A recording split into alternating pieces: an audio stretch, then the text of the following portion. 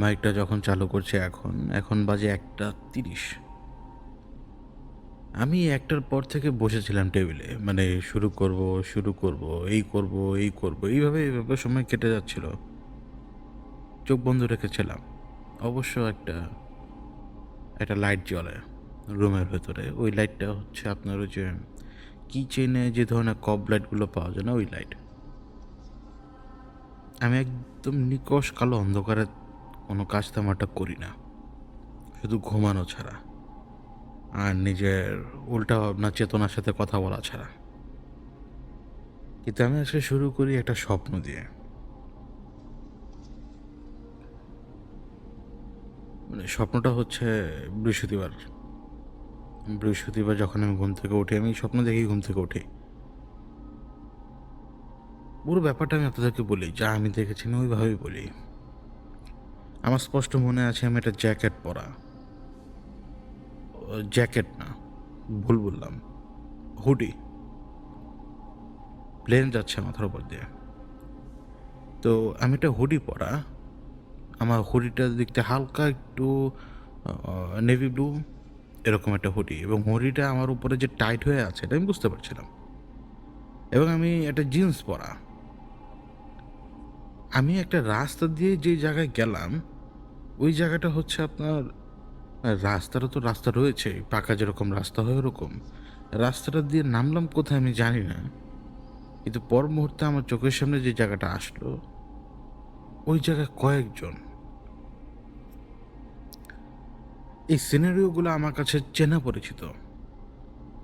ওইখানে আমার বাবা ছিল, আমার মা ছিল, আমার স্ত্রী ছিল, আমার বড় ভাই ছিল, আমার বড় ভাইয়ের স্ত্রী পর্যন্ত ছিল, কিন্তু আমার ছোট ভাই ছিল এখানে। মানে কেউ বাদ ছিল না, শুধুমাত্র পিচ্চিগুলো ছাড়া। আমি ওইখানে বাবাকে দেখলাম মার সাথে কথা বলতে স্বাভাবিকভাবে। আমি আমার স্ত্রীর সাথে কথা বলছিলাম। আমার মনে আছে আমি আমার স্ত্রীকে একটা ফোন কিনে দিয়েছিলাম বিয়ের পর পর। তো ওই ফোনটা আমি ওকে তখন কিনে দিব মানে দিয়েছিলাম। আমি দেখলাম যে ফোনটা নষ্ট হয়ে গেছে ওর। এখন ওর জন্য একটা ফোন কিনে আনার প্রয়োজন। এদিকে আমি যখন ফোন কেনার চিন্তা ভাবনা করলাম, মানে আমি অস্থির হয়ে উঠেছি, কেন জানি আমি জানি না। মানে আমাকে আজকে যে ফোনটা আনতেই হবে, যদি আজকে ফোনটা না আনি সমস্যা আছে। তো আমি সেই জন্য খুব তাড়াহুড়ো করে বেরোলাম। আমি ফোন কিনে আনলাম, যেখান থেকে আমি ফোনটা কিনে এনেছি, আমি আবারও বলি, খুব ঠান্ডা মাথায় শুনতে থাকেন। আমি ফোন কিনে আনলাম এবং আমি যেখান থেকে ফোনটা কিনে এনেছি সেখান থেকে ফোনটা আমি কিনেছিলাম 3,500 টাকা দিয়ে। তো আমি 3,500 টাকা দিয়ে ফোন কিনেছি, কিন্তু আমার ব্যাক অফ দ্য মাইন্ডে চলছে যে আমি 15-16 হাজার টাকা দিয়ে ফোন কিনলাম। মানে স্বপ্নের ভেতরেই কিন্তু, মানে স্বপ্নের ভেতরে আমি আমার স্ত্রীর জন্য 3,500 টাকার ফোন নিজের হাতে কিনেছি, কিন্তু মানে আমার মাথায় কাজ করছে যে আমি 15-16 হাজার টাকা দামে ফোন কিনেছি। তা আমি এলাম আমার স্ত্রীর জন্য ফোন নিয়ে এলাম। ফোন আনার পরে ব্যাগ থেকে বের করে দেখি, আরে এটা কী ফোন, এটা তো আমি কিনি নাই। আমি কিন্তু আবার কোন জায়গায় যাচ্ছি আমি জানি না, কিন্তু আমার উদ্দেশ্য আমার স্ত্রীর সাথে দেখা করা।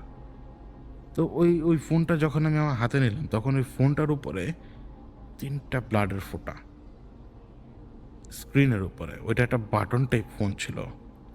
আমি এখন পর্যন্ত চেষ্টা করছি ওই ফোনের মডেলটা বের করার।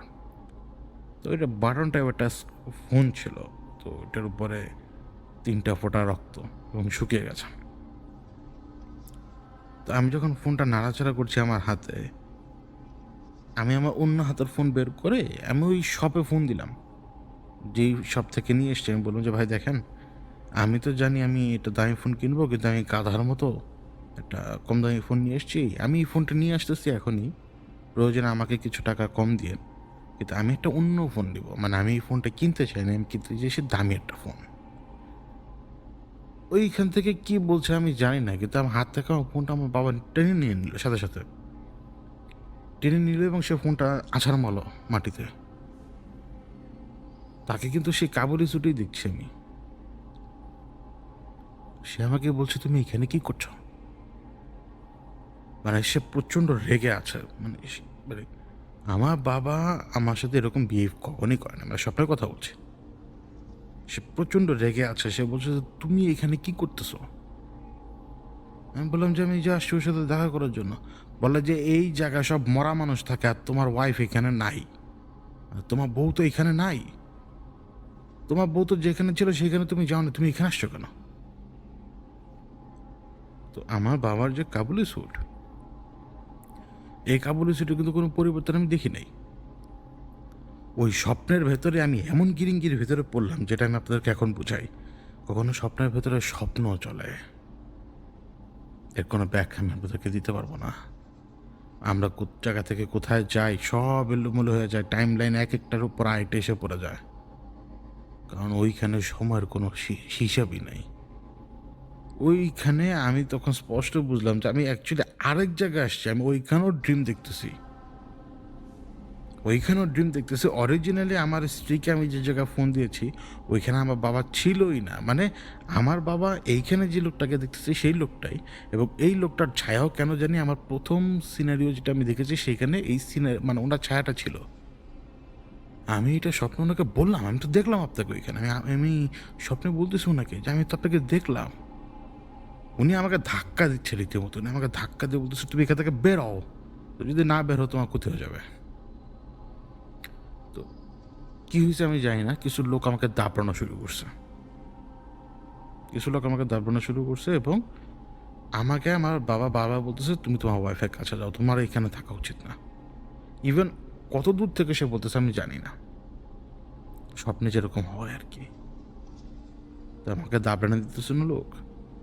আমি রিক্সায় উঠলাম, রিক্সার ড্রাইভারকে আমি চোখে দেখতেছি না, রিক্সা চলতেছে।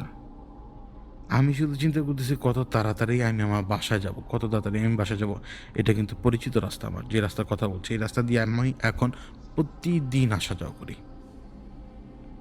তো এই রাস্তাটা দিয়ে যখন আমার রিক্সাটা যাচ্ছে, আমার রিক্সাটা ওইখানে এলো যখন এই রাস্তার বাম দিকে একটা ফ্যাক্টরি রয়েছে, গার্মেন্টস ফ্যাক্টরি, এবং ওইখানে জিন্স তৈরি হয়। অরিজিনাল ওইখানে ফ্যাক্টরিটা রয়েছে, ওইখানে জিন্স তৈরি হয়। আমি ওই ফ্যাক্টরির সামনে একটা ডিভাইডার আছে, স্পিড করে যে স্পিড কি জানি বলে, যাই হোক আমার রিক্সাটা ওটা পার হলো তখন। তো ফ্যাক্টরিটা বাম দিকে, ফ্যাক্টরিটা চালু সেটাও বুঝতে পারছি, পেছন থেকে লোক আমাকে দাবড়াচ্ছে। আমার রিক্সাটা যখন ওই স্পিড ব্রেকারটা পার হলো, অপোজিট দিক থেকে একটা গাড়ি আসছিল। ওইটাকে কেন জানি আমার মনে হয় যে একটা হাইব্রিড গাড়ি, মানে গাড়ির সামনের অংশটা অনেকটা মিনি ট্রাকের মতো, কিন্তু পেছনের অংশটা কেন জানি মনে হলো রিক্সার মতো। আর স্বপ্নে কোনো কিছু কিন্তু আপনি ঠিকভাবে বুঝতে পারবেন না। আবার এমনও হতে পারে গাড়ির সাথে রিক্সাটা অ্যাটাচ করা, এবং ওই রিক্সা অত্যন্ত ভার হয়ে আছে, কেন আমি জানি না। ওই রিক্সায় আমি একটা ছায়া দেখতে পেলাম, যে ছায়া আনুমানিক 20-30 হাত লম্বা। রিক্সার পেছনে অনেক মানুষ আমরা দাঁড়াই না, দাঁড়ালে অনেক সময় রিক্সার পেছনে উল্টে যাবে না, ওই ছায়াটা ওইভাবে দাঁড়িয়ে আছে যাতে রিক্সাটা উল্টে যায়। আমি ওই ছায়াটাকে দেখে আমি ওই চলন্ত রিক্সার উপরে দাঁড়িয়ে গেছি। মানুষ হয় না অবাক হয়ে তাকায় না, আমিও ছায়ার দিকে অবাক হয়ে তাকিয়ে আছি, কারণ আমি তো জানি যে এটা গাড়িটা এখনই উল্টে পড়বে। ওই স্পিড ব্রেকারের কাছে আসতে আসতেই রিক্সাটা উল্টে পড়ে গেল, রিক্সাটা উল্টে পড়ে গেল, এবং গাড়িটা কোত্থেকে জানি আমি যাই না, জাস্ট আগুন ধরে গেল। মানে রিক্সাটা উল্টে পড়ে গেল পেছনের দিকে, ওই বড় বিকট ছায়াটা সহ। আর কোত্থেকে জানি গাড়ির ভিতরে আগুন লেগে গেছে। মানে ওই রিক্সাটা কিন্তু আমি আবারও বলি, এটা গাড়ির সাথে কোনো না কোনোভাবে অ্যাটাচ। পেছনের সাইড রিক্সার মতো, সামনের সাইড হচ্ছে পিক আপের মতো। এখন রিক্সাকেও দেখছি আমি মানে উল্টে পড়ে গেছে, আর গাড়ি তো কীভাবে জানি আগুন লেগে গেছে। এবং আমি তখন শুধু এই চিন্তা করছি যে আমি আমার স্ত্রীর কাছে যাব কখন, স্ত্রীর কাছে যাব কখন। কিন্তু আরও একটা ব্যাপার, কিছু দূর যাওয়ার পর আমি রিয়েলাইজ করলাম পুরো রাস্তা ফাঁকা। স্বপ্নে যখন রিয়েলাইজ করলাম পুরো রাস্তা ফাঁকা, ওই স্বপ্নেই আমি টের পেলাম আমি স্বপ্নই দেখছি, এবার আমার জাগা লাগবে। মানে এটা খুব রেয়ার হয় আমার সাথে। জাগা লাগবে, জাগা লাগবে, জাগা লাগবে। আমি খুব চিৎকার করছি, খুব চিৎকার করছি, জাগা লাগবে, জাগা লাগবে। আমি কতক্ষণ লড়াই করেছি জানি না, কিন্তু আমি জেগেছি কীভাবে জানেন? আল্লাহর রহমতে তো বেশ কয়েকটা বিড়াল আমাদের সাথে রয়েছে। একটা বিড়াল প্রচণ্ড চিৎকার করেছে যতক্ষণ পর্যন্ত আমার ঘুম না ভাঙে। আমি ওর চিৎকার শুনতে পাচ্ছি, কিন্তু আমি ওই চিৎকারটা রিয়ালাইজ করতে পারছিলাম না তখন। ও যে আমাকে ডাকছে চিৎকার করে, করে, জোরে, জোরে। তো তখন আমি পর্যন্ত রিয়ালাইজ করিনি, কিন্তু আমি যখন ঘুম ভাঙলো, তখন আমার অবস্থা কি জানেন? আমার হার্টটা বের হয়ে আসবে মুখ দিয়ে এখন। আর অরিজিনালি তখন ওই বিড়ালটা চিৎকার করছে। এটা হচ্ছে বৃহস্পতিবার ভোরে ঘুমানোর পরে দেখা স্বপ্ন। মানে ওই স্বপ্ন দেখে আমার ঘুম ভেঙেছে। এরপর আমি জানি আমি তো আর এমনি এমনি স্বপ্ন দেখি না। তো হিসাব মিলাতে শুরু করলাম। আব্বা আমাকে কেন বললো যে এটা মরা, এটা মরা মানুষের জায়গা, এটা সে আমাকে কেন বললো? হিসাব মেলাতে লাগলাম। কারণ হ্যাঁ, আমি যদি ওনার সাথে দেখা করি উনি আমাকে বলতেই পারে, মানে স্বপ্নে আর কি, উনি আমাকে বলতেই পারে যে এটা মরা মানুষের জায়গা।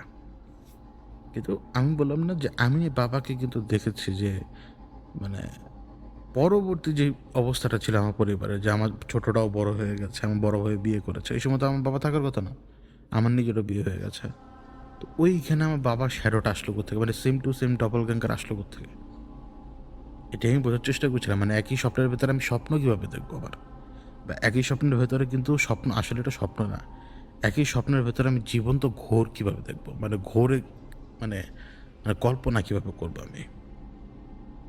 আমি আপনাদের সাথে কথা বলা অবস্থা অনেক কিছু দেখতে পারি, ঘোরে চলে যায়, এটা স্বপ্ন না। তা আমি স্বপ্নের ভেতরে ঘোরে কীভাবে যাব? আমার বাবার সিনারিওটা কিন্তু এরকমই ছিল। যখন আমি দেখলাম আমার মার সাথে কথা বলে, বাবা মার সাথে সে রয়েছে। তো যেই মুহূর্তে স্বপ্নের ভেতরে আমার ঘোর কেটে গেছে, সেই মুহূর্তে আমার বাবা আমাকে ঝাড়ি মারা শুরু করছে, তুমি এখানে কেন? এবং আমি আমার স্বপ্নের উত্তর আমি রাত্রে পেয়ে গেছি। তার চাইতে বড় কথা কি জানেন? যে ৩,৫০০ টাকার অ্যামাউন্ট, ৩,৫০০ টাকার অ্যামাউন্ট।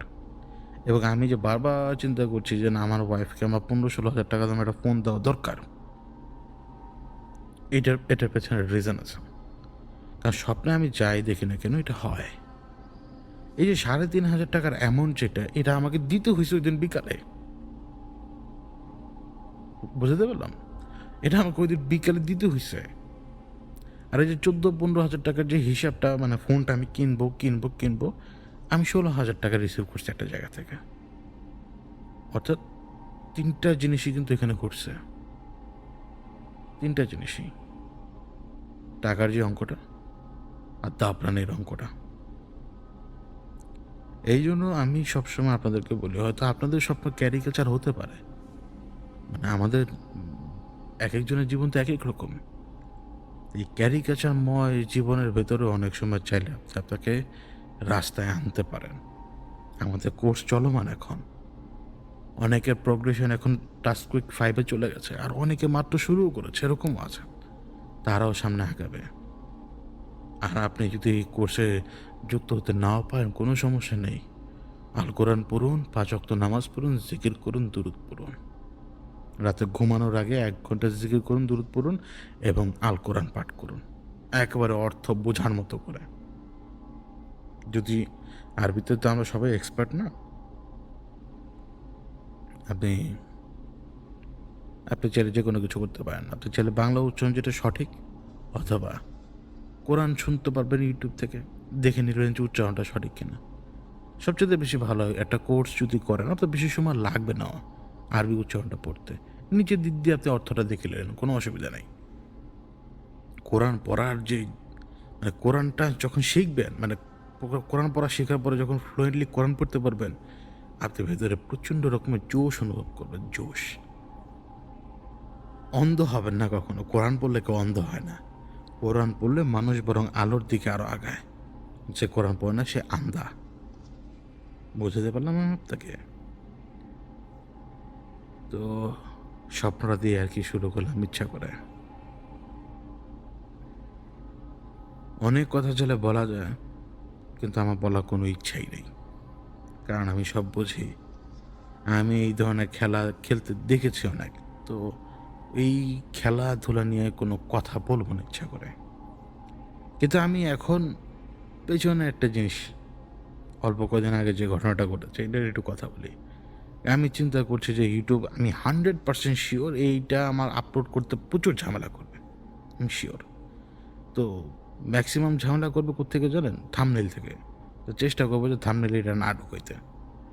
আর যদি কোনো মতে যদি বাংলাটা বুঝে যে আমি ইহুদিদেরকে নিয়ে কথা বলি, তো তখন তো আর কি ধাক্কা-ধুক্কি ২ একটা মারলেও মারতে পারে। মারুক, সমস্যা নেই। দরকার পড়লে কাটছাঁট করে দিবনে। তো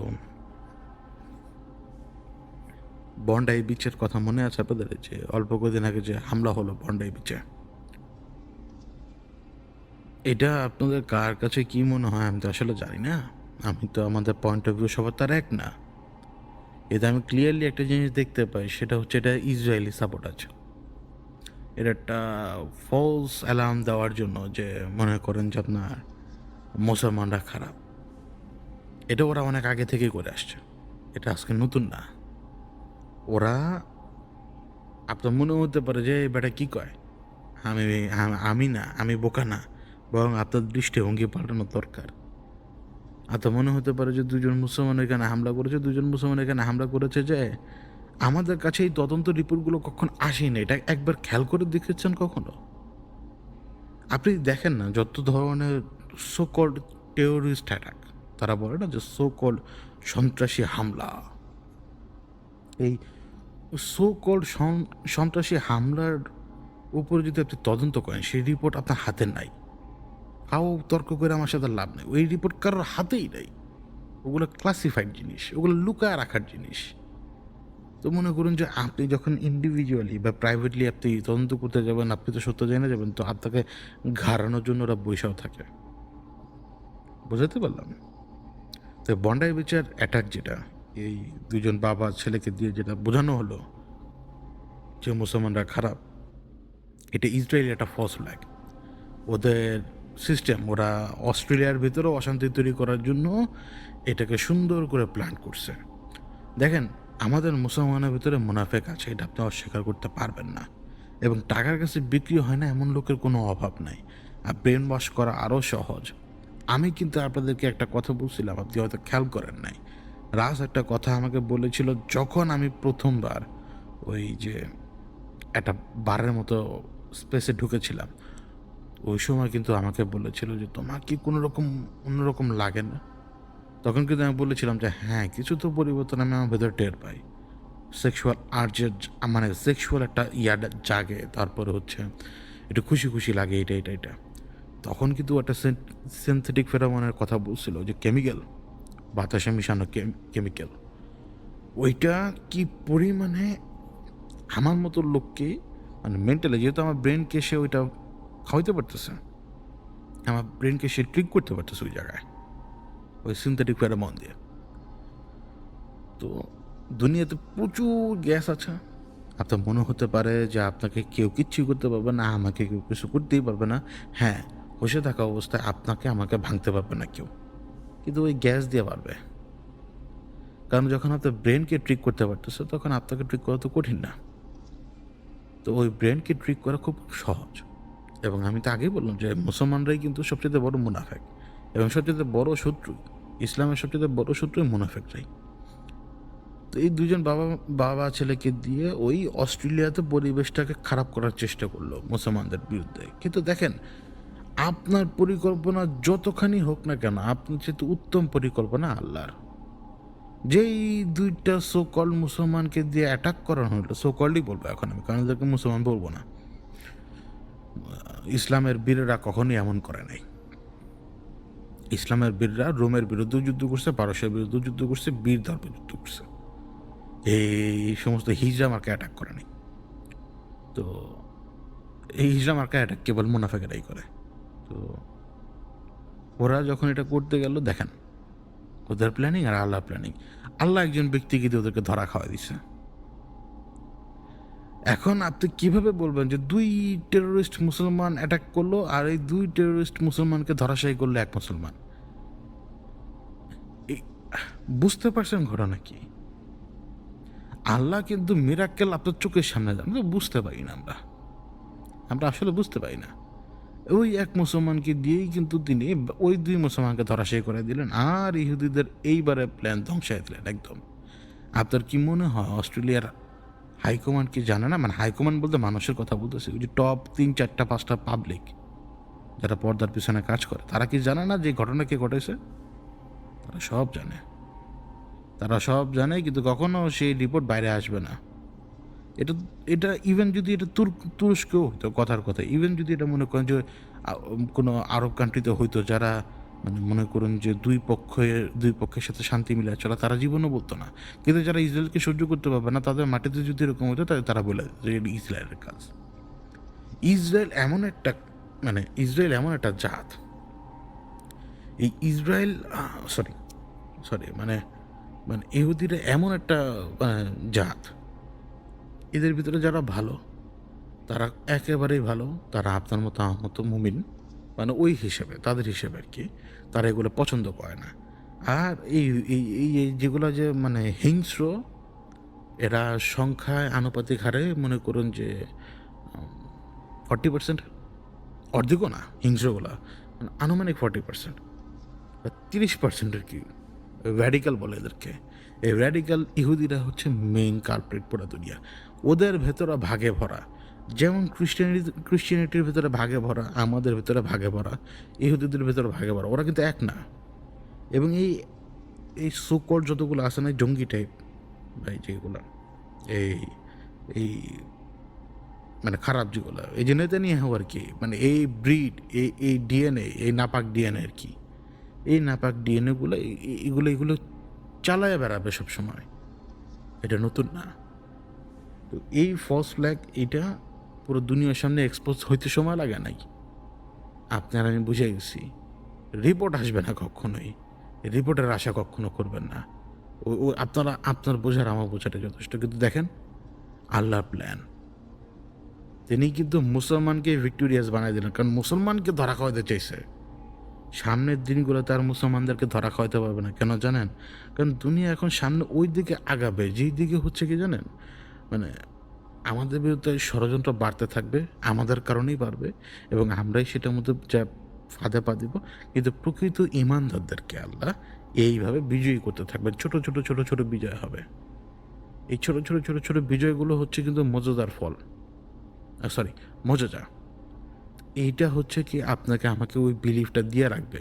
কারণ আপনিও জানেন আমিও জানি যে আমার চারপাশে বাটপার কতগুলো ভরা, মানে সো কল্ড মুসলমানের ভরা চারপাশ, তাই না?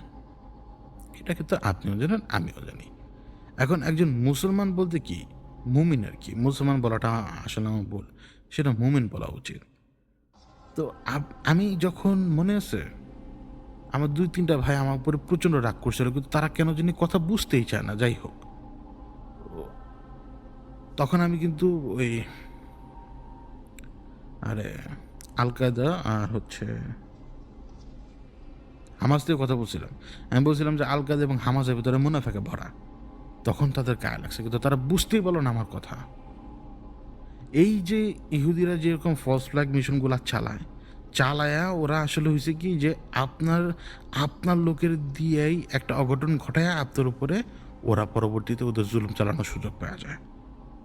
আমি বলতেছি না যে পুরো হামাস গাদ্দার, আমি বলতেছি না, আমি বলতেছি এদের ভিতরে মুনাফেক আছে, এটা বলছি আমি। তখন কিন্তু আমার ২-৩টা ভাই আমার শুধু শুধু রাগ করছে। আজ পর্যন্ত আর তাদের একটা কমেন্টও পাইনি আমি, আর জানি না কেন। তো ওই যে ওই সোকল্ড মুনাফেকেরা ওই অশান্তি তৈরি করার কাজ করে, ঠিক যেমন যে ২ বাবা ছেলে করার চেষ্টা করছে। এবং এই সোকল্ড মুনাফেকেরাই হচ্ছে আমাদের আসল শত্রু, আমাদের সবচেয়ে বড় শত্রু, যে আমাদের ডানে বামে সামনে পেছে সব জায়গায় রয়েছে ছুরিটা খপ করে ঢুকায় দেওয়ার জন্য। আপনার কি একবারও বিশ্বাস হয় যে আল কায়দা টুইন টাওয়ারে হামলা করছে? আপনার কি এখনো বিশ্বাস হয় যে আল কায়দার ৪-৫ জন লোক একটা প্লেন হাইজ্যাক করে যে এই ঘটনা ঘটে দিয়েছে? বিশ্বাস হয় আপনার? বলেন বিশ্বাস হয়? একটা কন্ট্রোল ডেমোলিশন দেখা যায় স্পষ্টভাবে। আপনি আমাকে বলেন তো, আমাদের স্কুলের উপরে এই কথাটা বলতে খুব কষ্ট লাগতেছে, তারপরও বলি। আমাদের স্কুলের উপরে কি একটা প্লেন পড়ে নাই? ইভেন ভারতে কি একটা প্লেন একটা হোস্টেলের উপর যাওয়া পড়ে নাই? তো ওই হোস্টেলকে ওইভাবে কন্ট্রোল ডেমোলিশন হইছে? কন্ট্রোল ডেমোলিশন হইছে ওই হোস্টেলটা। টুইন টাওয়ারের যেরকম ডেমোলিশন একেবারে ঝইরা পড়ার মতো নিজের উপরে, নিজের ঘরের উপরেই। এটা কন্ট্রোল ডেমোলিশন একদম। আপনি যেটাই করেন না কেন ওই সময় দুনিয়াকে মুসলমানদের বিরুদ্ধে দাঁড় করানো হইছে। এবং এমনও হইতে পারে যে তখন টাকা পয়সা দিয়ে বলা হয়েছে যে তুমি এটা বলবা, অথবা পুরা ভিডিওটাই ফেক। নিজেদের মানুষ নিজেরা প্ল্যান করে, এটা কঠিন না তো। ওসামাকে যে ওইখানে এমনও তো হইতে পারে যে প্ল্যান করা, ওসামাকে এমনও তো হইতে পারে যে পুরো ভিডিওটা এডিট করা, কারণ তখন তো সিজিআই ছিলই। সিজিআই ধরবে কয়জন? কয়জন ধরবে বলেন? যার বদলতে পুরো মিডিল ইস্টটাকে ধ্বংস করে দিল, পুরো মিডিল ইস্ট ধ্বংস করে দিল। এবং একটা মজার কথা শুনেন, যে এখন ওসামা ওসামা ওসামা কেন বলতেছি, তারা মানে হামাসের লিডার কোথায় আছে সেইখানে পিন পয়েন্টে মেরে দিতে পারে। ওরা ওসামাকে বছরের পর বছর খুঁজে বের করতে পারেনি। তারপরে বলে মনে করেন ওসামাকে শ্যুট করছে, এটা করছে ওইটা করছে, যাই হোক ওইটা মনে করেন পাকিস্তানের অ্যাবোটাবাদে যে মানে যেই সমস্ত হালচাল আপনি শুনেন, মাঝে মাঝে না বিশ্বাস হয় না, মাঝে মাঝে বিশ্বাস হয় না। কিন্তু এটাও তো সত্য যে অ্যাবোটাবাদে ওই দিন হেলিকপ্টার অনেক নিচে ছিল, এটাও তো সত্য। অপারেশন হয়েছে, এখন ওই দিন হয়তো ওইখানে আসলে হয়তো লাদেনকে খুন করা হয়ে গেছে, কিন্তু তারা একটা ব্যক্তি ওই ব্যক্তিকে খুঁজে বের করতে পারে না, অথচ ঠিকই ইরাকের সাদ্দাম হোসেনকে খুঁজে বের করতে পারছে। অবভিয়াসলি আমি কিন্তু ক্ষমতার দিক দিয়ে কখনোই কিন্তু বিন লাদেনকে বলবো না যে সে সাদ্দামের উপরে। সাদ্দাম হোসেন তো সবচেয়ে ক্ষমতাধর ব্যক্তি, ওনারা যদি খুঁজে বের করতে পারো, তোমার বিন লাদেন এতদিন পালা লাগছে কেন? পালা লাগছে এই জন্য যে এইটা বেচে তুমি পুরা মুসলমান ওয়ার্ল্ডটারে ধ্বংস করে দেওয়ার জন্য। তোমার আর কোনো কিছু দরকারই পড়ে নাই, কোনো কিছু দরকারই পড়ে নাই। নইলে দেখেন এই যে সংগঠন আল কায়দা, এই যে পুরো মানে আফগানিস্তান যুদ্ধটা, এই যে আফগানিস্তান দখল করা থেকে শুরু করে সমস্ত কিছু, এই যে মানে অপারেশন থেকে শুরু করে সমস্ত কিছু, এগুলো তো একটা পার্ট অফ দ্য প্ল্যান। আপনি আপনার আমাদের দেশের দিকে তাকান না, আপনি কাকে এখন বিশ্বাস করবেন? এখন আল কায়দার লিডার হচ্ছে ওসামা। ওসামার যদি সমস্ত কমান্ডার যদি নিজেদের যদি বেচালায় টাকার কাছে, ওসামার হাতে কি কোনো উপায় থাকবে? ওসামার তো সংগঠন ধরে রাখা লাগবে। একজন লিডারের উপর দিয়ে কী যায় সেটা লিডারই জানে, অন্য কেউ জানবে না কখনো। বুঝাইতে পারলাম আমি আপনাকে? তাছাড়া বাইরের আউটসাইড একটা মানুষ কখনো ওই যে পেপারে দেখা একটা চরিত্রের উপরে কখনোই বুঝতে পারবে না যে এই চরিত্র আসলে কতটা ভালো। যেমন সুচিকে সবাই খুব ভালো ভালো মহিলা বলছিল না, এই রোহিঙ্গাদের সময় বেরোয় গেছে যে সুচি কত বড় ডাইনি, বেরোয় গেছে তো। শান্তিতে নোবেল পাওয়া শয়তান, তাই না? তো আপনি এই ন্যারেটিভগুলো তৈরি করা হয় যে আল কায়দা এরকম এরকম করতেছে, এরকম এরকম অপারেশন, কিন্তু ওসামার হাতে কি পুরো নিয়ন্ত্রণ ছিল? মনে হয়? মনে তো হয় না। যেই সমস্ত লোকদের হাতে নিয়ন্ত্রণ যাওয়া উচিত ছিল, তারা ধীরে ধীরে ধীরে ধীরে নিয়ন্ত্রণ পেয়েছে। নিয়ন্ত্রণ পাওয়ার কারণেই কিন্তু তাদের বিজয়টা হইল শেষ পর্যন্ত। তাদের মাটি থেকে তাদেরকে উৎখাত করা হয়েছে ভাই। আফগানিস্তানের আসল লোকগুলাকে তাদের মাটি থেকে উৎখাত করে এমন এক জাতকে এসে বসানোর চেষ্টা করছে তারা, যেই জাতের যেই কালচারের কোনো অস্তিত্বই মিলে না ওইখানে। অরিজিনাল আফগান এরাই হচ্ছে অরিজিনাল আফগান। তো মনে করেন যে এখন সেই আফগানরা কি এখন জিতে নেই? দিন শেষে জিতছে তো, জিতবেই, জিততে হবেই, সত্য জিতবেই। ঠিক তেমনি একদিন বের হয়ে যাবে যে ওসামার কয়টা কমান্ডারকে ওরা কিনে রাখছিল, ওসামা নিজে কী পরিমাণ চাপের উপরে ছিল, এই সমস্ত কিছু একদিন বের হয়ে যাবে। বের হইতে হবেই, সত্য বের হবেই। আর সেদিন যে বুঝতে পারবেন যে আমি হাসা কথাই কইছিলাম, আপনি বুঝতে পারেন নাই। ঠিক তেমনি হামাসের ভেতরে মুনাফিক যেগুলো আছে, এগুলো ধরা খাওয়া যাবে, বের হয়ে যাবে সব। যা দেখেন হামাসের ওই মুনাফিকগুলোর অলরেডি ধরে মেরে ফেলছে, মানে হামাসের লোকেরাই। কারণ মুনাফিক মারতে হবে তো, নইলে এত পিন পয়েন্টে কীভাবে প্রত্যেকটা লিডারশিপকে খুন করা হলো বলেন, বলেন সম্ভব? সম্ভব না। যেমন ওই যে দেখবেন যে কাতারে হামলা করার আগে ইসরায়েল কিন্তু বলে দিচ্ছে যে কাতারে আমরা হামলা করতেছি। বলে দিতে হয়, এটা একটা পরে একটা রুল। বলে দিতে হয় যে তুমি সরাতে আমি হামলা করব। এটা হচ্ছে ওই জেন্টলম্যানস টাইপের ওয়ার, যে আমি হামলা করতেছি, তুমি ঠেকাইতে গেলে ঠেকাইতে আসো, আর না পারলে ভাগো। উড়াই দিমু, আসে উড়াই দিয়ে গেছে, কারণ আপনি ঠেকাইতে পারেন নাই। তো এটা আমি আপনাদেরকে এই জন্যই বললাম যে যখন টুইন টাওয়ারের ডেমোলেশন দেখবেন, তখন সন্দেহ লাগবে যে আসলে কি ওসামা বিন লাদেনের আল কায়দায় করছে? মনে তো হয় না। আবার আপনি দেখবেন যে ভিডিও বার্তা, ওই যে এই জন্য ভিডিও টেপগুলা, এই জন্যই বললাম যে এগুলো কেন জানি মনে হয় যে এগুলো সারোগেট, মানে এগুলো তৈরি করা, কেন জানি মনে হয় আমার। কারণ দিন শেষে আল কায়দায় কিন্তু, মানে আল কায়দা বলতে কী করবো, মানে তালেবানরাই তো জিতলো, কারণ এটা তাদের মাটি, মাটিটা তাদের, অন্য কারোর বাবার না। এইখানে তাদের জন্ম, এখানে তাদের সব কিছু। তো এই যে মানে আল কায়দা বা তালেবান বা যেটাই বলি না কেন, এদেরকে মুখোমুখি করা, তৈরি করা, কমান্ডারের ভেতরে এসপিওনাজ, এইটা সেইটা, তারপরে কি জানি বলে ষড়যন্ত্র তত্ত্ব, এগুলা ভাই বোঝার ক্যাপাবিলিটি আপনার হয়ই নেই। এই জন্য আপনি বুঝতে পারেন না।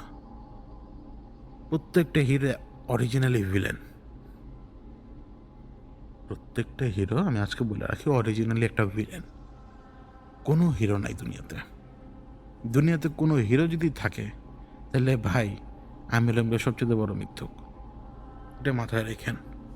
দুনিয়াতে একমাত্র হিরো, মানে পুরো মানে একমাত্র হিরো যারা, তারা হচ্ছেন নবী রাসূল এবং আল্লাহর ওই সাহাবারা, আল্লাহর ওই বান্দারা। এর বাইরে আমরা সবাই ভিলেন, আমরা সবাই ডেভিল। বোঝা লাগবে কিন্তু, একটু হলেও নিজেদের ভেতরে শয়তানের সত্তাটাকে আমরা লালন পালন করি। লালন পালন না করলে আমরা এত দূর আগেইতেই পারতাম না কখনো। আমাদের ভিতরে বিল্টিং শয়তান সবসময় 24 ঘন্টা দৌড়াতে থাকে। এই জন্যই আমরা এত বেশি অস্থির, এত বেশি পাওয়ার হাংরি, আমাদের এত লাস্ট পাওয়ারের প্রতি। আজকে যদি এখানে একটা নগ্ন নারীর দেহ যদি আপনি দেখেন, আপনি ওটা স্পর্শ না করে থাকতে পারবেন না, কিন্তু এটাই নিয়ম, স্পর্শ করতে পারবেন না, এটাই নিয়ম, তাকাইতে পারবেন না। সে যা মন চায় তা করুক, সে আপনার সামনে এসে বসে থাকুক, আপনাকে আবেদনময়ী কণ্ঠে ডাকুক, সব কিছু করুক, আপনাকে আল্লাহ বলছে বান্দা তুমি কাজ করবা না। আর মুমিন সেই যে আল্লাহর হুকুম মানে, মুমিন সেই যে আল্লাহর হুকুম মানে। তো এই যে বন্ডাই বিচে হামলা, এই সমস্ত কিছু দুনিয়াতে যতগুলো সো কল টেররিস্ট অ্যাটাক দেখবেন যেগুলো মুসলমানরা করছে, আমি পাকিস্তানের কথা বলতেছি না, পাকিস্তানের ভিতরে নিজস্ব ইস্যু আছে। তো এই যত সো কল্ড আপনি এগুলো দেখবেন, এগুলো সব রেডিমেড, মানে ওয়েস্টার্নের তৈরি করা, সব ম্যাক্সিমামই রেডিমেড। এমন না যে কোথাও সুইসাইড বম্বিং হয় নাই, এমন তো না, হয়েছে। সুইসাইড বম্বিং হয়েছে, হয় নাই কেন, কে বলছে হয় নাই, হয়েছে। আবার এমনও হয়েছে যে সুইসাইড বম্বিং সাজানো হয়েছে। কঠিন না, আপনাদের ধরে আনলো, ধরে আইনে ব্ল্যাকমেল করে কইলো যে তুই যদি না করস তো ওর সামনে তোর বউ পোলাবান সবাই কেচি কুচি করে কাটবো। একটা ব্যাটা তখন এইখানেই হিরো হয়ে যায়, নিজের স্যাক্রিফাইস করে দেয় ফর গ্রেটার গুড, নিজের পরিবারের জন্য, কারণ সে ওই পেন নিতে পারবে না। এমনও হয় এটা করেও হয়তো এরকম ফেক সুইসাইড বম্বার তৈরি করা যায়, ইম্পসিবল না, ব্রেন ওয়াশ করে, আবার ভয় দেখিয়ে, যে কোনোভাবেই সম্ভব। দুনিয়াতে অনেক কিছু সম্ভব, কিন্তু কখনো ষড়যন্ত্র তত্ত্বে বিশ্বাস করবেন না। ষড়যন্ত্র তত্ত্ব এটা হলো শয়তানের সবচেয়ে বড় হাতিয়ার। কোনো কনক্লুসিভ এভিডেন্সই নাই, আপনি তত্ত্ব বানায় বসে আছেন, তাহলে কি হবে? হবে না। তো আমাদের মুমিন হইতে হবে, মুমিন। আমাদের রাসূলের কর্মকাণ্ডকে ভালোভাবে দেখতে হবে এবং তার পরবর্তীতে সাহাবাদের কর্মকাণ্ড দেখতে হবে। ওই সমস্ত সাহাবাদের কর্মকাণ্ড মোটেই আমাদের জন্য রোল মডেল না, যারা বিদায় হজের পরে যাদের উপরে একেবারে মানে নির্ধারিত ছিল যে এরা হয় ইসলাম কবুল করবে নইলে এদেরকে কতল করো। কারণ এরা ইসলামের বড় শত্রু, মানে এরা কাফের। তো এই কাফেরগুলা যখন মুসলমান হয়েছে এটা মনে মনে প্রাণে মুসলমান হয় নাই, হয়ই নাই। এরা ডরে মুসলমান হয়েছে, কারণ এরা হাইরে গেছে, এরা জুলুম করছে, এরা বছরের পর বছর জুলুম করে গেছে আমাদের প্রতি, আমাদের রাসূলের উপর দিয়ে, আমাদের সাহাবাদের উপর দিয়ে। প্রচুর ইতিহাস আছে, প্রচুর। উনি যে হিজরতের বছরগুলো থেকে শুরু করে উনি ওনার নবুয়তের পরে এই 22-23টা বছর ওনাকে যে কষ্টের ভেতর দিয়ে নিয়ে যাওয়া হয়েছে, এই 22-23টা বছরের কষ্টের ফসল হচ্ছে বিদায় হজ, মক্কা বিজয়। তখন প্রত্যেকটা বিজয়ের হিসাব কি? কাফের তো জীবিত থাকতে পারবে না, কারণ কাফের তো আল্লাহর হুকুমের বিরুদ্ধেই তো তরবারি উঠেছে। আল্লাহ বলছে না যে মুহাম্মদ হচ্ছে তোদের রসুল, তোরা অস্বীকার করছিস, মানে তোরা ডিরেক্ট আল্লাহর অস্বীকার করছিস, তোরা কাফের, ব্যাস, কোনো কথাই নাই। ইবলিশকে তো ধাক্কা মেরে বের করে দিছে অভিশপ্ত করে, ব্যাস, এখানে কোনো কথাই নেই, ফুল স্টপ। তো তারা তখন ওই কারণে তারা ইসলামের প্রতি আনুগত্য হয়ে মুসলমান হয় নাই, তারা ইসলামের প্রতি মনে প্রাণে আনুগত্য পোষণই করে নাই। যার পরবর্তীতে আমরা ওইটা দেখছি যে সবচেয়ে ইমানদার সাহাবাদের সাথে কি হয়েছে আর নবীর বংশের সাথে কি হয়েছে, আমরা সেটা দেখছি। এই আর আমাদের ওই সমস্ত সাহাবাদের প্রতি প্রীতিও অনেক বেশি, এই জন্য আমি ওই সমস্ত লোককে পছন্দও করি না যে যে মানে মানে সবাই আসলে সম্মান পাওয়ার যোগ্য না, না আবু সুফিয়ান, না আবু সুফিয়ানের স্ত্রী, এটা কেউ মোটেও সম্মান পাওয়ার যোগ্য না। আবু জেহেল যদি বেঁচে থাকতো তাহলে কি আপনি কইতেন যে আবু জেহেলেরও সাহাবী বলা লাগবে? নাউজুবিল্লাহ। হ্যাঁ, বলতেন যদি বেঁচে থাকতো, বেঁচে থাকলেও ইসলাম তো কবুল করতে বাঁচার লেগা। আবুল আহাবরে বলতেন যে না, আল্লাহ সরাসরি বলছে ধ্বংস হোক আবুল আহাবের 2 হাত। হ্যাঁ, আল্লাহর এই কথার পরে কোনো কথা হয়? যে সমস্ত কাফেররাও যদি মুসলমান হয়, এরা মনে প্রাণে কখনো মুসলমান হবে না। আর পরবর্তীতেও কিন্তু আমরা দেখলাম ইহুদিরা কি করছে, ওরাই দলে বলে ইহুদি টেনে নিয়ে আসছে, সোকল মুসলমান মুসলমান হয়ে গেছে, মানে কি কি লা ইলাহা ইল্লাল্লাহ মুহাম্মাদুর রাসূলুল্লাহ। হ্যাঁ, আপনি তো মুসলমান হয়ে গেছেন, আল্লাহ তো এই জন্য আপনাকে সহজ রাস্তা দিচ্ছে যে হ্যাঁ তুই মুসলমান হ, কিন্তু তোর ভেতরে শয়তান, তুই হচ্ছিস বেঈমান, তুই এটা খুনি। আল্লাহ তো তোকে সুযোগ দিল, কিন্তু তুই সেই রাস্তাটা মানলি না, তুই ছদ্মবেশে এসে পুরো সমস্ত সিস্টেমকে নষ্ট করে দিবি। এটাই করেছে কিন্তু সবাই। তো আমার ওই সমস্ত সাহাবাদের প্রতি মারাত্মক বিদ্বেষ আছে, মারাত্মক বিদ্বেষ। মানে মানে অনেকে তো বলে সাহাবা, এই যে আবু সুফিয়ান, হিন্দা মিন্দা, ওরা হিন্দা তো আমার জানা মতো হিন্দা তো মনে হয় রক্ষিত ছিল, আমি শিওর না, আমি কোনো বই পড়ি নাই, দেখিও নাই, কিন্তু আমার জানা মতে হিন্দা সম্ভবত রক্ষিত ছিল বা বেশ্যা ছিল। তো যে নবীর চাচা হামজা, তার তার বুকে ছুরি চালাইছে, সে 1000বার মুসলমান হলেও আমি তো কখনো তাকে সাহাবী মানবো না। সে মুসলমান হতে পারে, সে নিকৃষ্টতম মুসলমান হতে পারে, আমি মানবো না তাকে। না আমি আবু সুফিয়ানকে মানবো, জীবনও না।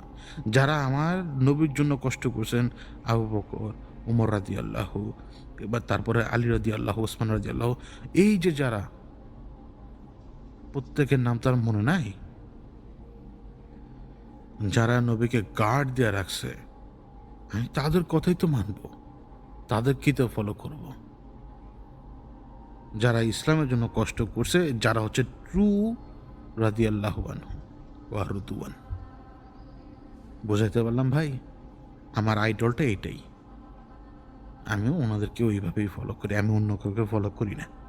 তা আমি যদি কোনো হাদিসে যদি কোনো ব্যক্তি দেখি যে অমুক কার কাছ থেকে আসছে, আমি আগে ওটা খোঁজার চেষ্টা করি,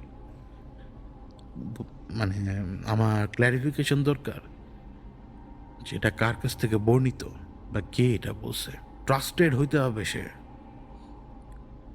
এই যে আমি এতগুলা কথা বললাম, এগুলো আসলে পাগলের প্রলাপ, বুঝছেন? পাগলের প্রলাপকে কোনো মতে গুরুত্ব সহকারে নেবেন না।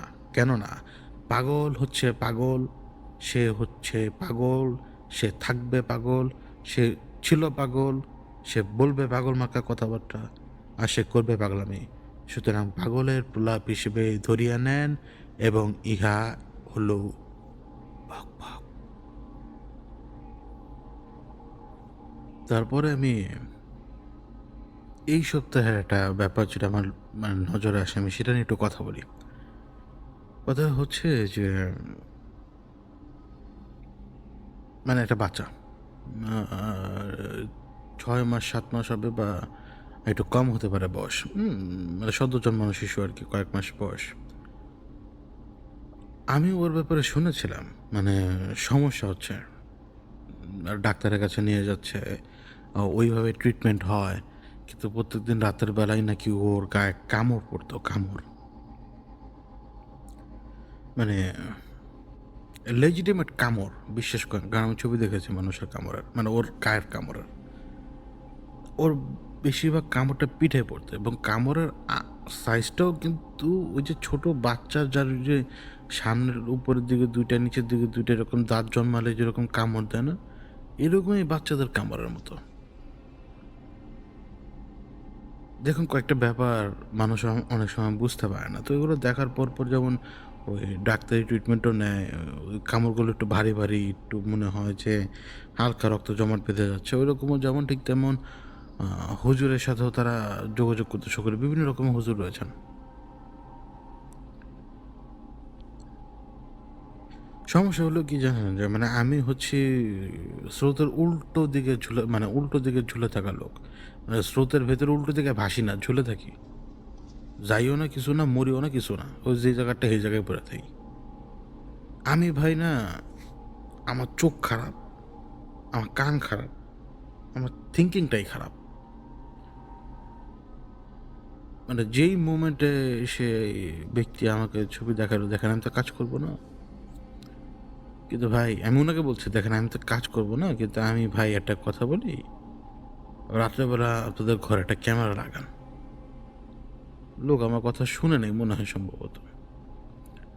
মানে এখন পর্যন্ত হয়তো ক্যামেরা লাগায় নাই। কিন্তু লোকটা আমাকে বুধবার দিন ফোন দিছিল। বুধবার দিন ফোন দেওয়ার পরে সে আমাকে এভাবে বলতেছিল যে, "আপনি আমাকে ক্যামেরা লাগাইতে বলছিলেন কেন?" তখন আমি উনাকে বললাম, "দেখেন ভাই দুনিয়াতে অনেক রকম ঘটনা ঘটে। যখন দেখবেন যে ওষুধ দিতেছেন, রোগ সারতেছে না, তাহলে রোগ অন্য কোনো জায়গায়।" তো বলে যে, "ভাই এই কথার মানে কি?" আমি বললাম যে, "ভাই আমাদের মারা অনেক সময় খুব অশান্তির ভেতরে থাকে। তো আমি তো জিজ্ঞেস করছিলাম আপনার এবং আপনার ওয়াইফের মধ্যে বয়সের ডিফারেন্স তো অনেক। আমি তখনই বুঝতে পারছি এই জায়গায় অন্য কোনো ঝামেলা আছে। এবং অনেক সময় হয় কি যে আমাদের হাতের নখ প্রায় সেম ঐরকম দাগ দিতে পারে। সোজা অবস্থায় আর বাঁকা অবস্থায়, মানে উল্টো অবস্থায়। তো সোজা অবস্থায় দিলে উপরের ২ দাঁতের মতো আসবে আর বাঁকা অবস্থা দিলে নিচের ২ দাঁতের মতো দাগ আসবে। তো তখন মনে হবে যে কামড় পড়েছে। তো লোকটা তখন আমাকে বলল যে সে রাত্রেবেলা দেখেছে। যে সময় বাচ্চাকে খাওয়ানো হয় ঠিক ওই সময় পিঠে ডান হাত দিয়ে সে কি জানি করলো। উনি বুঝতে পারছে। কিন্তু উনার ওয়াইফ যখন উঠে চলে গেছে উনি তখন কাপড় উঠায় দেখে যে আমি যেটা সাসপেক্ট করে যে মাত্র বলে ফেললাম ওইটাই। কামড়ের দাগ। কিন্তু উনি তো দেখেছে হাত ঢোকাতে উনার ওয়াইফকে। এবং আমার সবচাইতে বেশি আফসোস লাগে এই জন্য যে তাদের ভিতরে বয়সের ডিফারেন্স অনেক। ও মায়ের বয়স ১৮ এবং মায়ের বয়স ১৯ আরকি। ১৮ তে বিয়ে, ১৯ ভদ্রলোক ৩৫। এটা অনেক সময় অনেক মেয়েরা নিতে পারে না। আবার অনেক সময় হয় কি যে কিছু মেয়ে খুব তাড়াতাড়ি পরিপক্ক হয়। কিছু মেয়ে খুব তাড়াতাড়ি পরিপক্ক হয় না। কিন্তু মেয়েরা সবার আগেই মানে ম্যাচিউর হয়। ছেলেদের চাইতে সবার আগে দ্রুত মেয়েরা ম্যাচিউর হয়। কিন্তু বয়সের এই ডিফারেন্সটা ওই আমি আপনাদের এই সমস্ত কথাকে গুরুত্ব দিই না। এটা মাথায় রাইখেন। আপনারা এসে অনেক কথাই বলবেন, আমি ওগুলোর গুরুত্ব দিই না। কারণ আমার সেন্সে যেটা কাজ করে আমি ওইটাকে গুরুত্ব দেব। এই ক্ষেত্রেও যদি ওইভাবেই বলেন যে বয়স কোনো ম্যাটার না, এটা সেটা না। বয়সের ম্যাটার আছে। অনেক মেয়েরাই 25-30 বছর বয়সে পরিপক্ক হইতে পারে না, আসলে হইতে পারে না। পরে দেখা যায় যে সাডেনলি তার ভেতরে চেঞ্জ। এই মেয়েটার তারা বারবারই তো বলে আমাকে 18-19 বছর বয়স, আমার কেন জানি মনে হয় মেয়ের বয়স আরও কম, এবং বাবা মারা হইল গিয়ে 1 নম্বরের চোর। তো আপনার কি জানি বলে, ওই যে দাগ দেওয়াটা, ওইটার পেছনে অন্য একটা রিজন থাকতে পারে আমার যেটা মনে হয়। আমি জানি না কেন, মানে আমার যেটা পার্সোনাল ওপিনিয়ন, মানে আমি তো সব কিছু দেখে নিজে মনের হিসেবে একটা কথা তাকে বলছিলাম, মনের হিসেবে আসলে বলি নাই কথা, মানে আমার চোখের সামনে ইমেজ ভাসে, কারো ব্যাপারে কথা বলার সময় আমার চোখের সামনে ইমেজ ভাসে। তো ওইখান থেকে আমি দেখছিলাম যে পিঠের পিছনে কি জানি করে, হাত দিয়ে আঙুল দুটা সোজা হয়ে কি জানি করে, আমি এরকম দেখলাম আর কি, একটা বাচ্চার পিঠের নিচে। এই জন্য কি ওইভাবে কথাটা বলেছিলাম ওই ভদ্রলোককে। তো দেখেন, জিন ভূতে তো করে নাই, এটা জিন ভূতে করে নাই, মানুষ জিনে করছে, মানুষে করছে, মানুষ জিন, মানুষ শয়তান, মানুষ দানব, মানুষ দেহ, মানুষ রাক্ষস, সে করছে তার নিজের বাচ্চার ক্ষতি। কারণ সে এখন হয়তো সে অনেক কিছু বুঝে উঠতে পারে নাই, আপনি বুঝতে পারবেন না, মানে বিভিন্ন রকমের ঘটনা ঘটতে থাকে এটা মানুষের মাইন্ডের ভেতরে। একটা মানুষ ভেতর থেকে খবিস হয়ে যেতে পারে যে কোনো সময়, একটা মানুষ ভেতর থেকে ডেভিল হয়ে যেতে পারে যে কোনো সময়। কারণ আপনি যদি ডেভিলের উত্তম সংজ্ঞা দেখতে চান, তাহলে আপনি দেখতে পাবেন যে কেরোসিন তেল ঢাইলে আপনি কি সুন্দর আগুন লাগাইতে পারতেছেন এটা বডিতে। সেই বডি জীবিত থাকুক বা মৃত থাকুক, মানে আপনার ভেতরে কোনো মনুষ্যত্বই নাই যে একটা বডি পুড়লে কী হইতে পারে, একটা চামড়া পুড়লে কী হইতে পারে, একটা ফেস পুড়ে গেলে কী হইতে পারে, একটা মাংসের টুকরা পুড়ে গেলে কী হইতে পারে, কারণ আপনি হচ্ছেন যে জেনুইন ডেভিল। তো ডেভিল আমাদের ভেতরে আসেই সবসময়। সে ছুরি দিয়ে আপনাকে কয়েকশো টুকরা করতে পারবে, আপনাকে জীবিত অবস্থায় মারতে পারবে, কয়েকশো টুকরা করতে পারবে। তো আপনি আর আমি হচ্ছি সেই ডেভিল, এটা মাথায় রেখেন। তো ওইখানে আমার যেটা মনে হয়, মেয়েটা কোপ আপ করতে পারতেছে না অনেক কিছুর সাথে। মেয়েটা আমার মনে হয় যে ওর পরিপক্কতার অভাব আছে, আমি তো যাই না, দেখিও নেই। তো তার পরিপক্কতার অভাবও হয়তো আছে, আবার হতে পারে যে মানসিক মারাত্মক চাপের মধ্যে রয়ে গেছে, কিন্তু জিনবুত তো না ভাই, না দেখে কিন্তু বলছে, কারণ যে চোখের সামনে ঘরে যে ইমেজ দেখছি ওই ইমেজের উপরে ভরসা করি, কারণ এটা তার আমি এমনি এমনি দেখি না। এটা আর কি আমি আপনাদেরকে বললাম, এটা বাচ্চার কথা। ঠিক তেমনি আমি আপনাদেরকে একজন ভালো মানুষের কথা শোনাই, যারা হচ্ছে 2 নম্বরই করে বেড়ায়, সব জায়গাতে দেখবেন 2 নম্বরই করে বেড়ায়। মানে বিভিন্ন রকমের মানুষ বিভিন্ন জায়গায় বিভিন্নভাবে 2 নম্বরই করে। যেমন আমি একজনের ব্যাপারে জানতে পারলাম যে তার সে এক এলাকার মানুষ, তার বিয়ে হয়েছে যেই এলাকাতে, তার নিবন্ধন হয়েছে মানে সেই এলাকা থেকে কমসে কম 180 কি 200 কিলোমিটার দূরে আরেক জেলায়, বুঝছেন? মানে বিয়ের যে নিবন্ধন বা কাজী অফিস কর্তৃক যে সমস্ত কাজ হয় বা হাঙ্গামা হয়, মানে 2 নম্বরের লেভেল দেখছেন? মানুষ অনেক খারাপ, মানুষ দুনিয়ার খারাপ। এগুলো বলে আসলে লাভ নাই। নইলে ভাই কখনো পেঁয়াজের দামে তো হয়, কখনো আলুর দামে তো হয়, এত খায়ার জামো কই ভাই? আমার তো লোভ নেই দেখে আমি হয়তো কই যে মানুষ বেশি খারাপ বা মানুষ কেন পারে না, কিন্তু যার লোভ বেশি সে নিজেই খালি খাইয়ের ভিতরেই থাকে। তো ওই যে দেখেন, আমার আমি আমার নিজের জ্ঞান থেকেই যতটুকু আমার ভিতরে আল্লাহ দিছে, শুকরিয়া আমার মাবুদের কাছে আমার, আমি আমার জ্ঞানের ভেতরে যতটুকু বুঝি অতটুকুর ভেতর থেকে কথা বলার চেষ্টা করি। যেটা আমার আয়ত্তে নেই আমি সেটার বাইরে সেটা নিয়ে কথা বলতে পারি না। সব কিছু নিয়ে সমালোচনা করতে নাই, সব কিছু নিয়ে কথা বলতে নাই, সব কিছুর ভিতরে আমার ইখতিয়ার নাই। আমাকে আপনি এখন কোনো মতেই বুঝাতে পারবেন না জ্যামিতিক হিসাব নিকাশ, কোনো মতে লসাগু গসাগু বুঝাতে পারবেন না, ওইখানে আপনি এক্সপার্ট। কিন্তু ব্যাংকিংয়ের ব্যাপারে আপনার মনে যদি জিজ্ঞেস করেন, আমি ব্যাংকিংয়ের সমস্ত আউয়া ক্যাসাল মাসাল সব বুঝি, বিশেষ করে বাংলাদেশের সব সব জায়গায় মনে করেন যে ব্যাংকগুলোর যে এই অবস্থা, ব্যাংকগুলোর এই অবস্থা, আমি তো সেদিন আপনাদেরকে বললামই যে মানে এটা হচ্ছে কাগজের একটা জিনিস, এখানে লস বলতে কোনো কিচ্ছু নাই।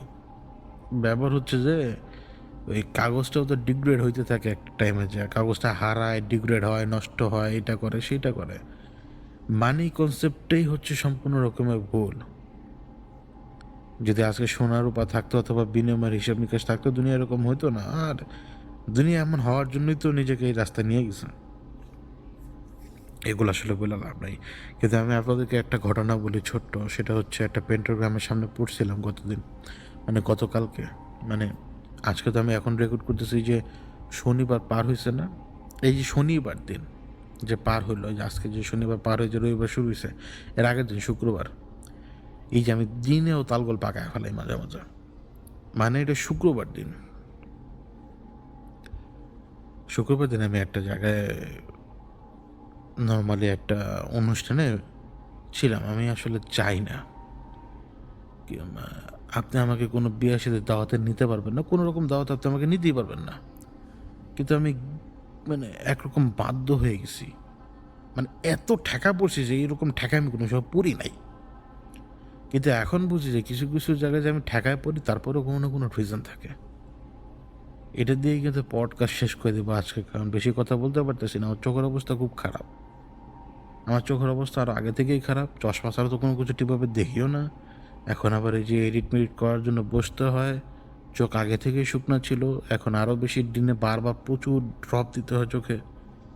আল্লাহ জানে কদিন পরে যখন ডাক্তার দেখাবো, কবে যে চশমা পাওয়ারও বদলে দেবো। যাই হোক, তো আমি অনেকটা বাধ্য হয়ে আমি জায়গা চাই। আসার পথে ধীরে সুস্থে আসবো, তাড়াহুড়া নেই। আমি কোথায় কী করি না করি কেউ জানে না, বিশেষ করেন কেউই জানে না। এখন আমার সাথে তো আমার ওয়াইফ। তো আমি আবার ওকে বাসায় দিয়ে গেছি আমি।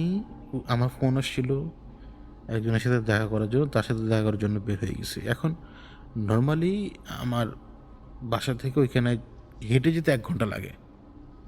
আর রিক্সায় যদি আপনি যান 80 টাকা ভাড়া। আপনি মানে রাস্তার মানে দূরত্ব হচ্ছে প্রায় 5 কিলোমিটারের মতো।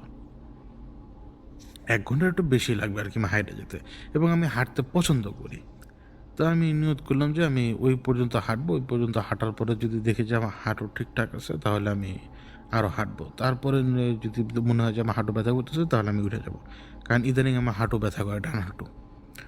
কারণ এক্সেস মাত্রায় যে আমি হাঁটি, এটা আমি সাহেবও নিষেধ করছে আমাকে।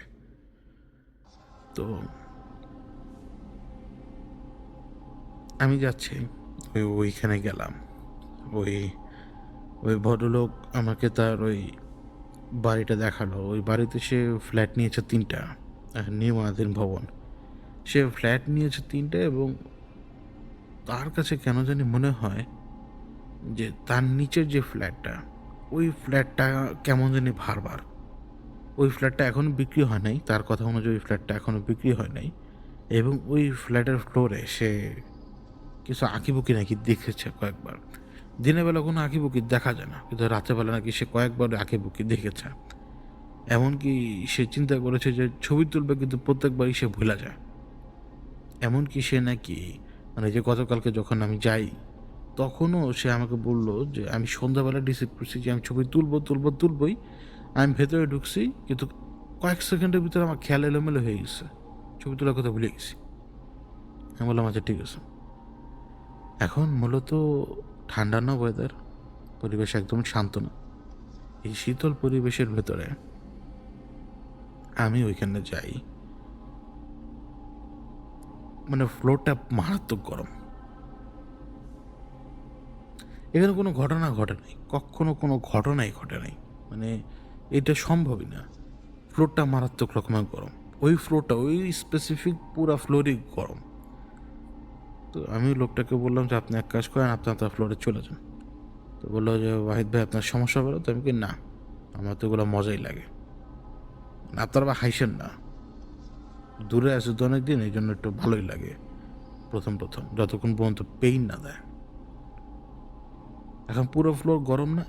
এখন এই পুরো ফ্লোর গরম, রিজন কি? এরকম গরম থাকার রিজন কি? যেই ফ্লোরের কথা সে বললো, মানে যেই ফ্ল্যাটটা, যে ইউনিটের কথা বললো, ওই ইউনিটের ভিতরে আমি ঘাড় ঘুরে তাকাইলাম, কারণ দরজা লাগানো হয়নি তখনও। ঘাড় ঘুরে তাকানোর পরে আমার কোনো কিছু অনুভব হয় নাই, কাউকে দেখিও নাই।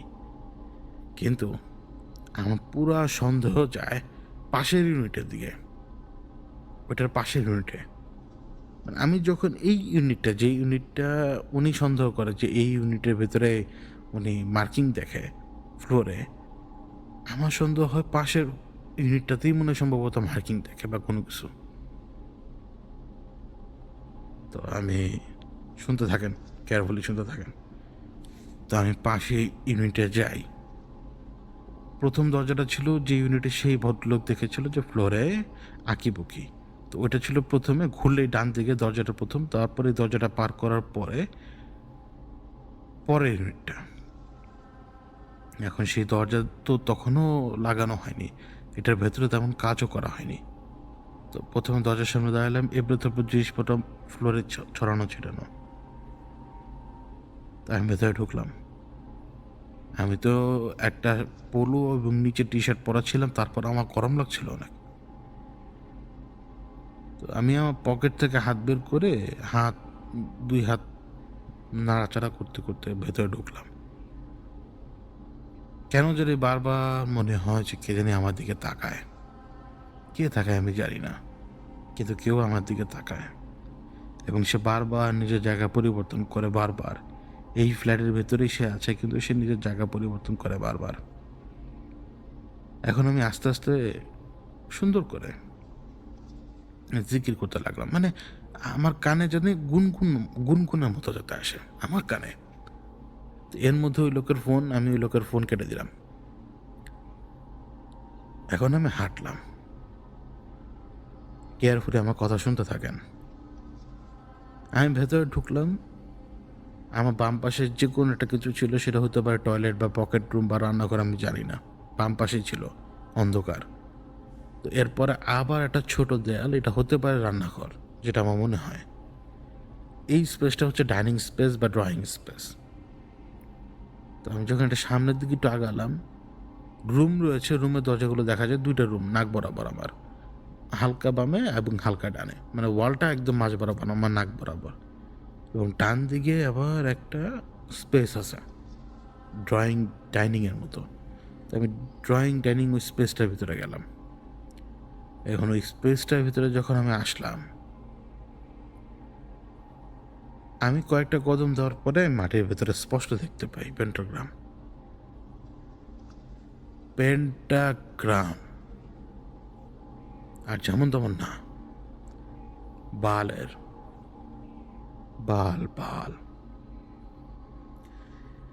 এবং এই পেন্টাগ্রাম একেবারে হুবহু সেই বালের, যে বালের পুজো করতো মানুষজন, যে বালের ব্যাপারে আল্লাহ, মানে যে বালের পুজো যারা করতো আল্লাহ তাদেরকে কিন্তু ধ্বংস করে দিয়ে গেছিল, সেই মূর্তির, সেই বালের একেবারে সেই বালের হুবহু মূর্তিটা, মানে ওইখানে স্কাল্পচার করা পুরো ফ্লোরে। এবং সেই সাথে যত ধরনের নিউমেরোলজি রয়েছে, মানে এই নিউমেরোলজিগুলো রীতিমতো বাইনারি কোড। এই যে সফটওয়্যার থেকে শুরু করে টেলিফোন, সব কিছুর ভিতরে কিন্তু বাইনারি কোড ভরা। এই বাইনারি কোডগুলো রীতিমতো রীতিমতো এমন জিনিস, যে জিনিসগুলো সবার পক্ষে জানা সম্ভব না। এগুলো রহস্য, অনেক রহস্য, যা আমাদের জানা বোঝার বাইরের। আমি দেখলাম এটা বাল, ওর মুখ বরাবর আমার পা ছিল। এই জন্য প্রথমে বুঝতে পারি নাই। ফোনের ফ্ল্যাশ লাইট মারার পরে ভালো মতো সব দেখলাম যে আসলেই স্কাল্পচার মাটির ভেতরে খুব সুন্দর করে করা, মানে মাটি না, ফ্লোরে খুব সুন্দর করে করা। এখন পেছনে ইট আছে না, ফ্লোরে ইট নড়ার শব্দ হলো, মনে হলো যে ইটটা নড়ছে ঠিকই, এখনই ধরে মনে ছুঁড়ে মারবো আমার দিকে, কিন্তু মারে নাই। আমি সরে গেছিলাম সাথে সাথে। এরকম শব্দ যখন আপনি দেখবেন, ইট নড়ার শব্দ, অর্থাৎ কোনো অবজেক্ট যদি নাড়াতে পারে, জিনেরা কোনো জিনিস কিন্তু খুব সহজে নাড়াতে পারে না। হ্যাঁ, ধাক্কা দিতে পারে, নাড়াতে পারে, কিন্তু সবাই সব জিনিস সবসময় পারে না করতে। তো যখন ইটটা অনুভব হলো যে না, ইটটা আমাদেরকে ছুঁড়ে মারতে পারে, তখন আমি সরে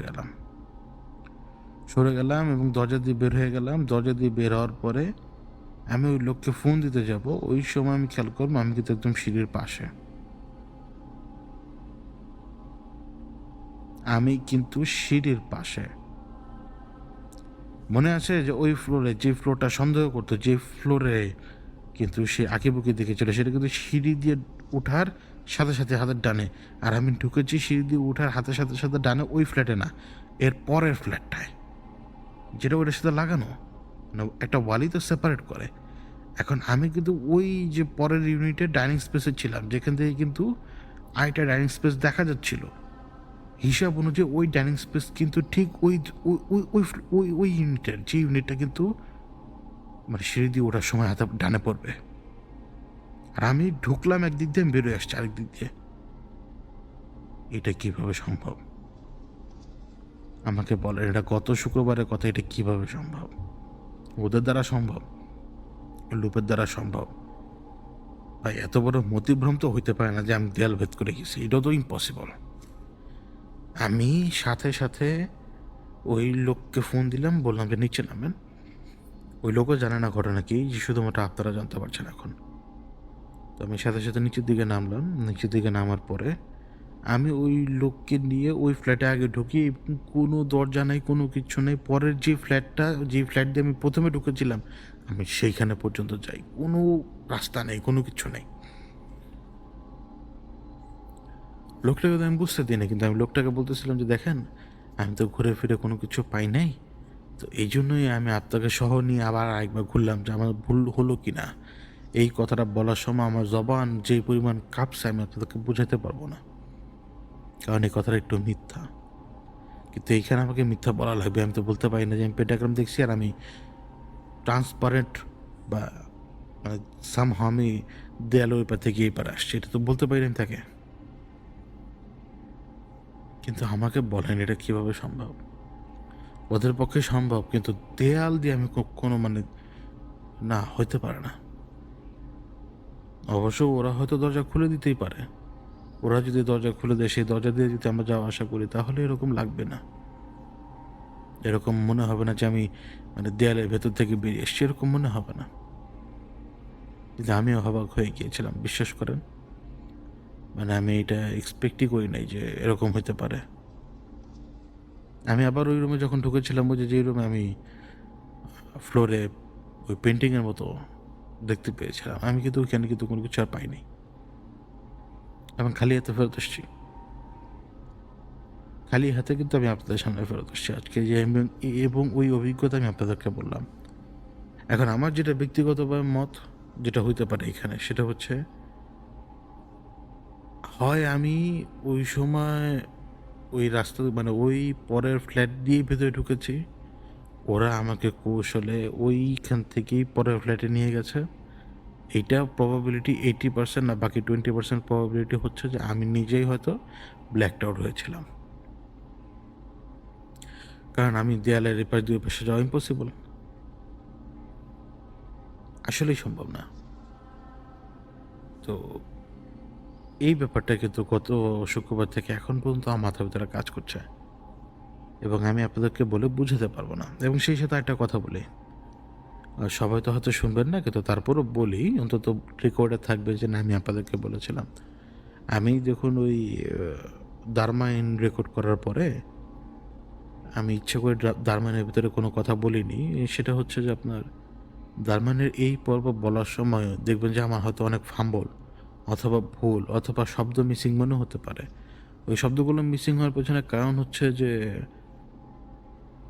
অনেক শব্দ, প্লেন আসা যাওয়ার শব্দ, তারপরে হচ্ছে যে ওই শব্দগুলো মিসিং হওয়ার পেছনে দেখবে যে আমার আবেগের একটা ব্যাপার, আমার কণ্ঠস্বরের একটা ব্যাপার। কারণ আমি যখন এই ঘটনাটা বলি, আমি আমার নিজের স্বাভাবিক স্টেজে ছিলামই না, আমি কান্না করতে করতে ঘটনা বলছি।